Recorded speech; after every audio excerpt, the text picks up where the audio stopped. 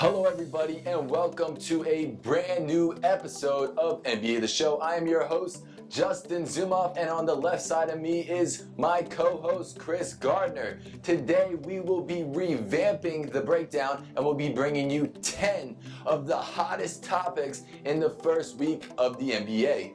Up ahead, we also will be telling you our X Factor of the week. Now let's get to it.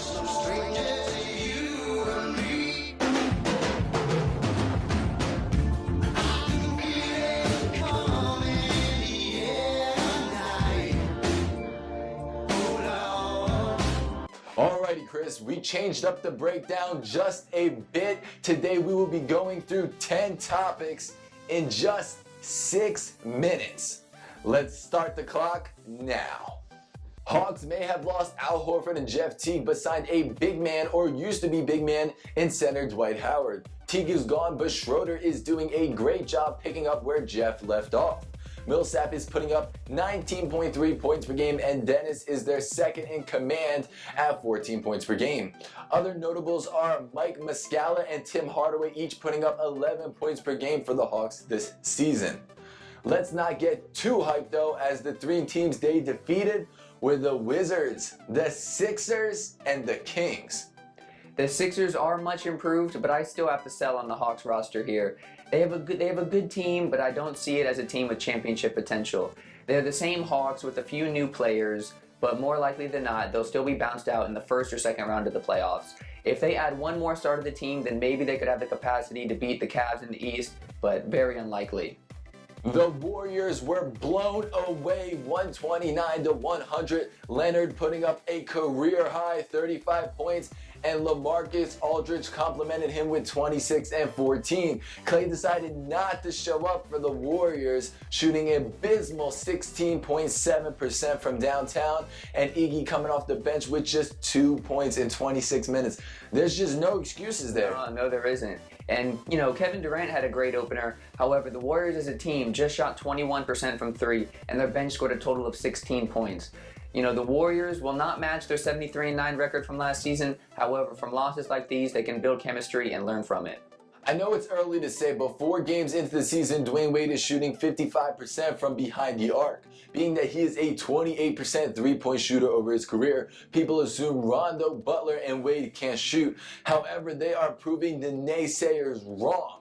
Butler is shooting 54% from downtown. Wade now has the space to get up those open threes and has been practicing his three-point shot since last year's playoffs when he was on the Miami Heat. I'm not buying this just yet. Dwayne Wade has hit 5 3-pointers and it's already headline news. It's refreshing to see the Bulls doing well, but I'm sticking with my prediction that they will still struggle to get a playoff berth. As a Dwayne Wade fan though, I love to see him extending his range, and hopefully these 2 games are not just outliers.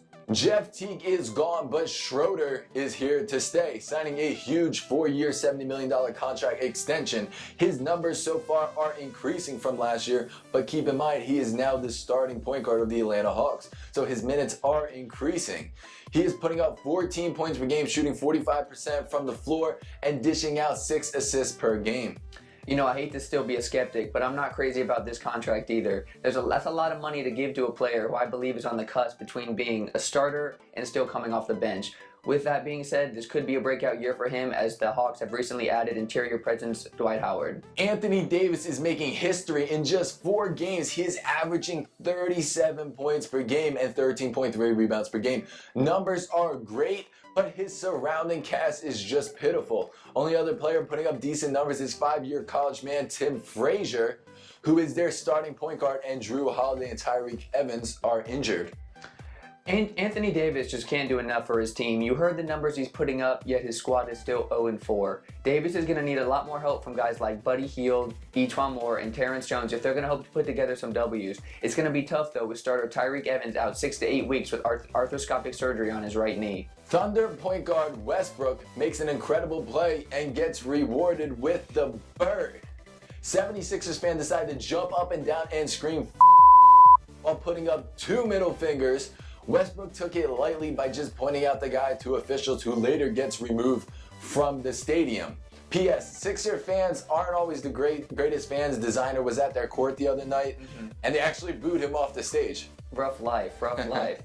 You know, Westbrook kept his cool about the situation. He didn't make a scene. He just pointed out the fan and casually moved on. Nothing to see here. A team that has been reconstructed from the ground up with Rose Gasol and Noah Gone. They bring in newcomers Dwayne Wade, Rondo, Robin Lopez, and Michael Carter Williams off of trade. People have doubts about the three completely opposite players and how they will gel. However, Rondo, Wade, Butler seem to be doing just fine as they are undefeated at 3-0. Other players like Taj Gibson, Doug McDermott, and Nikola Mirotic are also a great surrounding cast to the quote-unquote Big Three and young development talent in Valentine and Zipser. I'm staying true to my predictions that the Bulls will struggle as the season progresses, but so far they've looked like a pretty fair team. They've managed wins against the Celtics, Pacers, and Nets. I'm not too impressed with the wins against the Nets and the Pacers, as the Nets are not in a position for a playoff berth, and the Pacers are a new team with some new players and a new head coach. However, the win against the Celtics is definitely a convincing win. The Celtics are a fair squad, especially having Al Horford for that game. One of the things, though, that I'm really liking about the Bulls is that they're moving the ball to the open man, and we've seen in other teams like the Spurs and the Warriors that that's conducive to winning basketball. Dwight Howard decides to move on once again, and this time to the Atlanta Hawks. James Harden and everyone else realize that he loves the ball in his hands.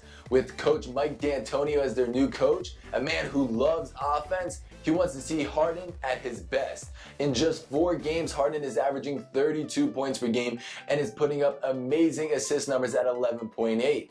Besides defense being his one major flaw, he's also averaging 5 turnovers a game. Oh, absolutely. Those turnovers are brutal. But overall, I like Harden at point guard for the Rockets. He's the kind of player that needs the ball in his hands, and he can do more with the ball than any other player on the roster. With that level of skill, he's going to draw a lot of attention from the defense and open up the floor for players like Eric Gordon, Clint Capella, and Ryan Anderson. I was actually watching the game. He had some nice assists there, some good passing. Oh yeah, I like Gordon too. I like what Gordon can do. He's a little small, a little undersized, but he's got range and he's fearless going to the bucket. James Harden, the point guard.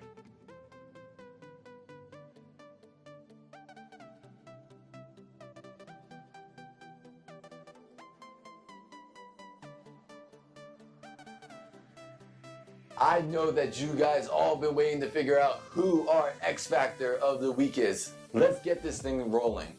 I'll start this off. This might come to a surprise to many, but I feel it was the right choice. I decided to go with Lone Wolf Damian Lillard as my X Factor, a man who lost big players like LaMarcus Aldridge, Robin Lopez, Wesley Matthews, Nicholas Batum just a season ago. It was a close call between him, Anthony Davis, and Westbrook. I just feel that Lillard has such better shot IQ than Westbrook, and Davis really put up not so great numbers in his 3rd game this season. For the 2nd straight year, Lillard is without one-time power forward LaMarcus Aldridge, and this year not really gaining any much of a surrounding cast. The only other person who's a threat on this Trailblazers team is CJ McCollum, who we both know won Most Improved. Let's not forget about Evan Turner as well. He can hoop.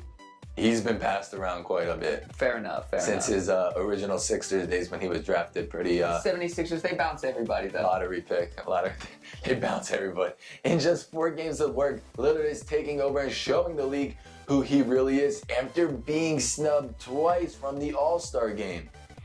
He is putting up 34 points per game and shooting an outstanding 52% from the floor. Keep in mind he's a point guard. On top of that, he is grabbing 6.3 rebounds per game and 4.5 assists per game. They did go down over the next few games. You know, I was hesitating picking Anthony Davis after I saw this, but I stuck to my gut with Damian Lillard. I agree with Lillard. He's got ice in his veins, man, and the way he plays on that team needs him desperately. That's a lot of pride too. Yeah, absolutely. Calling out KD. Damian Lillard is an amazing superstar and is just 26 years old. If he keeps this up, he may be able to take this Portland team into the playoffs, maybe 7th or 8th seed, but it won't be easy. You said he might be even 6th. I got him higher. I got him as high as the 4th seed. Already, As high as the 4th. Now we're going to talk to you, and you tell us a little bit about your X Factor. So for my X Factor, I had to go with Russell Westbrook. He's the first player in NBA history to score 100 points, 30 rebounds, and 30 assists in his first 3 games. So far, he's averaging a triple-double with 38 points, 11 assists, and 12 rebounds in just 38 minutes while shooting 45.3% from the field. It's really been incredible. Against Philly, the Suns, and the Lakers, he led his team in points, assists, and rebounds. I'm not too thrilled with his 17 of 44 from the field and his 5 turnovers against the Suns or his 7 turnovers against the Lakers, but his team is still undefeated. Got those turnovers because the ball's in his hand all the time. You can't blame him the too whole much. Game. That's a fair criticism. But it's also interesting to see how well Westbrook handles being the only star on his team without Kevin Durant. This is not to say, though, that he has no help, as the Thunder had recently acquired two-way shooting guard Victor Oladipo, and they have 2 quality big men, and Enes Kanter and Steven Adams. I noticed particularly in the game against the Lakers that both of those men were scoring well and getting good feeds from Westbrook, both of them scoring in double figures. It's interesting to see if Westbrook's going to be able to maintain this incredible Oscar Robertson-like pace. That's good. So, guys, you heard it. His X Factor, Russell Westbrook, mine being Damian Lillard. None of us picked Anthony Davis, even though it was high. It was high on the list. You know, it's hard to say no to Davis coming off an injury in the preseason. It's his team's not getting wins. They're not getting wins, and their team's losing. Thank you guys so much for checking out this brand new episode of NBA The Show. 2 episodes in and a lot more coming in this exciting NBA season. Join us weekly for brand new episodes. We got a bit of a surprise for episode 3. We're not going to tell them right now. We got to let them stay tuned for that. So, signing out from South Florida, I'm Justin. I'm Chris. Take care, everybody. Have a great day. Peace.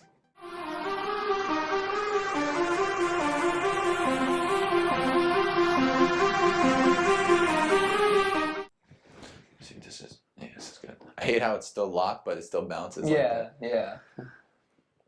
Your mic's on, right? I'll double check, but yeah. Yeah, that would be devastating. Yeah. Straight. All right. And when I looked at it, by the way, backwards, it says no. So I was like, no! No! Not again. Yeah, seriously. Justin and Chris have beef about Mike. Yeah, right? Twitter beef. And help take a team that's on the cusp to the next level. You hear that, Boogie? You hear that? Take notes, Boogie. Get rid of Gay. Yeah. Gay's gone in the offseason. Bring somebody with some talent like Westbrook. Yeah, doubtful. That would be crazy. They're doubtful. That would be crazy. Oh, I'd love it. Westbrook and Cousins. Or Cousins to the Rockets. Breaking news. Westbrook Cousins decides to go to the the Kings. To the Grizzlies. Dwight Howard decides to move on once again, and this time to the Atlanta Hawks. James Harden and everyone else. Did you change that? Did you put Dwight Howard? No. I said Dwight Howard. I didn't touch that one.